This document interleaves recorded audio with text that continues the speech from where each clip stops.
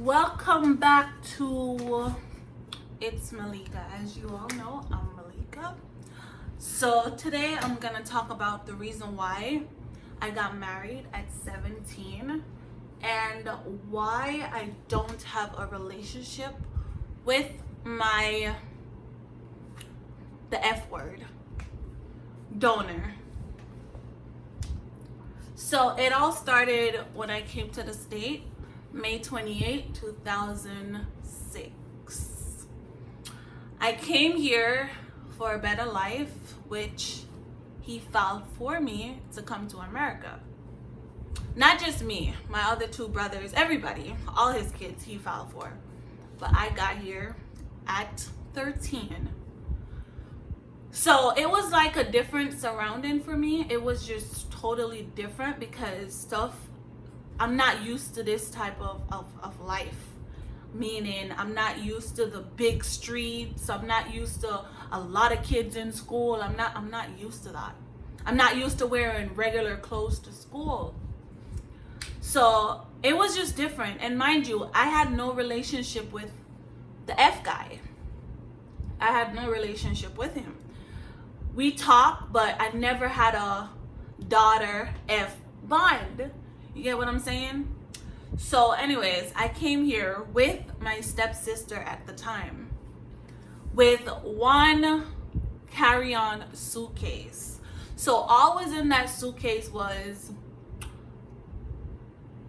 my panties, a bra, one outfit, and some woman products, right? So I came here.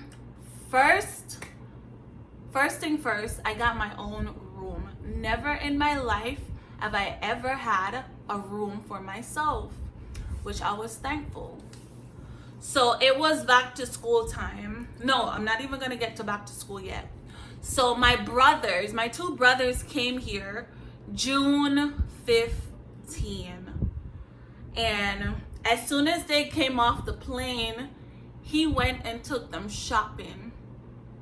So June 16th, I was crying because I was like, I've been here for a whole month and you ain't took me shopping, you ain't did nothing. I'm just driving around with you back and forth to work and you ain't did nothing for me. He turned around and boom, punched me in my face. I looked at him because I was like, I'm 13. You punched me in my face because I'm crying that I want clothes? Bygones be bygones. I left that. That's where the beating started. He was talking to this American lady. I am not gonna call her name. And her son was a professional football player. So, mind you, he was with her for the longest while he was with my stepmom. So, her son was a professional football player. So basically, he signed with Nike. So he could get whatever Nike shoes he wanted. He was getting me Skechers. I got picked on in school because I was wearing Skechers. I got picked on. I was tall, skinny. As you can see, I'm still skinny. But I was way skinnier than this. I was like a size 0. Right now, I'm a 3'4". Thank you, Jesus. So I got back then, there was this one guy, he was close with my cousin. He kept coming around. And mind you, I was cooking up a storm because I have to survive. So he kept coming around and we kept having conversation and I ended up confiding in him. So while I was talking to him, I was hiding the fact that I had feelings for him towards anybody else because I didn't want anyone to know I was talking to this guy. Mind you, he was 17. I was 14 years old now. 14. So my dad kept beating me every day until I was 17. That's when I stopped getting hit. I'll get back to that. So I was talking to this guy and then his name is R. And I was just talking to him because he used to give me money to go to school. He used to give me money to buy uniform. because now we don't wear uniform anymore. In 2006, we wore clothes, like regular clothes. But 2007, that's when they changed it, and we have to start wearing uniform, orange shirt and khaki pants. So I was doing all of that. And at the time, I was working with my in-law, his sister-in-law. So I was working with her, and mind you, she was giving me like $50 a day. And mind you, I was going there doing hair. Mind you, I was going there at 7 in the morning, and I wouldn't leave until like 11 or 12, sometimes 1 in the morning. So she was giving me $50 a day, all because when I was washing and braiding the hair, they used to tip me. So she was like, well, you could use the tip and the $50 and combine it. So 2007, I had to take care of myself. My dad does nothing. I say dad. My does nothing for me. In 2007, 8, 9, and 10. A girl by the name Chanel, I remember her, she took me up and she was talking to one of my cousins. And me and her, we became close because she knew what was going on. And she took me shopping in 10th grade.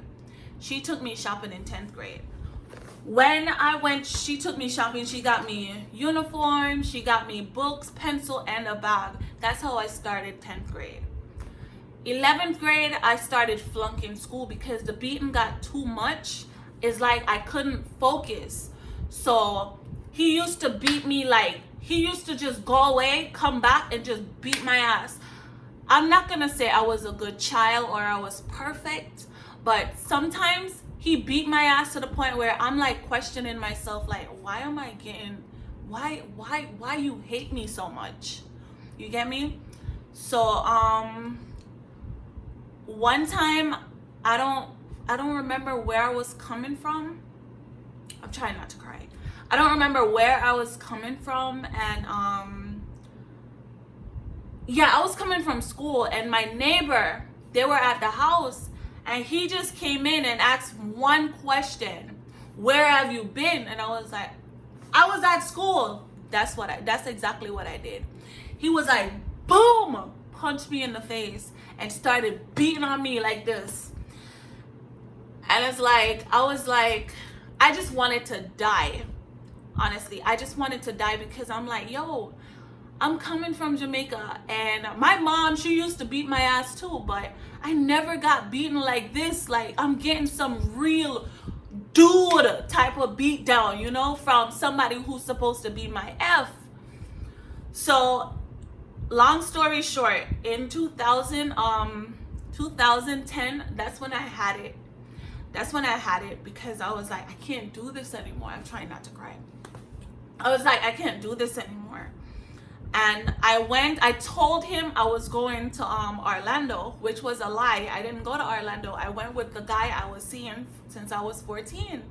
Mind you, I'm 17 now. So I went to his place for the whole weekend. And I got back and I went home and I saw that my room door was locked. The TV was right by the door. And I called him and I was like, D, I'm talking about F. I was like, D, why is the room door closed? He was like, oh, I'm by your friend. And I was like, okay, I'm coming for the key. When I got to her house, it was like around the block. So when I got to her house, her mom was standing outside and he was standing by the door. And her mom was like, Malika, you're not gonna say hi, good evening to your dad? And I was like, I was just on the phone with him. That's exactly what I did.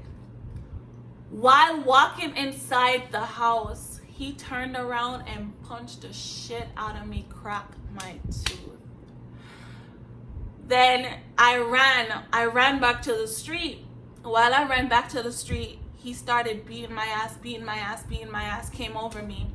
This video was on YouTube, and I don't know how it disappeared from YouTube, but it was on YouTube. And that was the last of me talking to my dad. my dad. And I went home and I packed my shit and I called the guy I've been seeing since I was 14. I called him and I was like, if you don't take me out of this, you'll never see me again in life. So I guess he called his mom and they spoke or whatever, because his mom and dad, they're still married. So they spoke and they told me it was okay for me to move in with them. So I moved in and I was like, I'm 17, I'm still in high school. Well, nah, that's a lie. I graduated high school. I never get to go to prom. I didn't get to do a lot of activity because I always had bruises on me. So there was this one guy at school. He was the principal. He used to report, like, he used to give me detention, but not knowing why I was so mad or why I was just so skipping school. Till one day I took my jacket off and he saw all the bruises and it was like a scar on my neck. And he was just there and talking to me, and I break down and told him, and he wanted to call DCF, and I begged him not to call DCF. So what he did was told me to go to the clinic at school. My dumbass wasn't thinking that if I go to the clinic, they have every right to call DCF, which they did. He didn't do it because I begged him not to. So he like switch it around and told me to go to the clinic, which I'm thankful for him, because if it wasn't for him, I swear I wouldn't graduate high school. So back to why I got married. I got married because I needed out, and the only way for me out was to move in with a guy. And I didn't want to move in with the guy and not being married to him, because I was like, I'm 17, I could get pregnant. Now my whole family think I'm a failure. I'm just a freaking the B word in their life or blah blah blah. So I was like, fuck it. I got married. Plus he needed paper, so it was just beneficial for both of us. So I got married. Married life was okay until he got his papers. When he got his papers, that's when he changed. He just changed. He fucked so many people I know. I won't even call names. He fucked so many people I know, and I was like, damn, my life is just at a all-time high. Like, I just started thinking like I'm a failure, and to the point where I almost committed suicide. And my neighbor came in the house because everything was just it was just messing with my mental health. My neighbor, Danica, may her soul rest in peace, she had lupus and sickle cell, and she came over because she normally comes and checked on me. She came over my apartment with my husband at the time and saw that I was just laying down flat, like I wasn't moving. But all of this was because I was suffering from not having a relationship with my F, being married at such a young age, he was just abusing me, meant it's like I felt ugly. I felt so ugly. I felt like I was just a failure in life. And this is why I feel like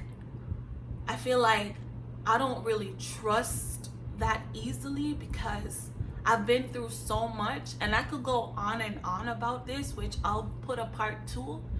But for right now, I just feel like it's best for me to work on me, because I was married at 17, left him at 21. Right after that, I went into another relationship a month later, broke up with that person last year, August. So it's like I'm always in a situation. So right now, I just want to get to know who is Malika.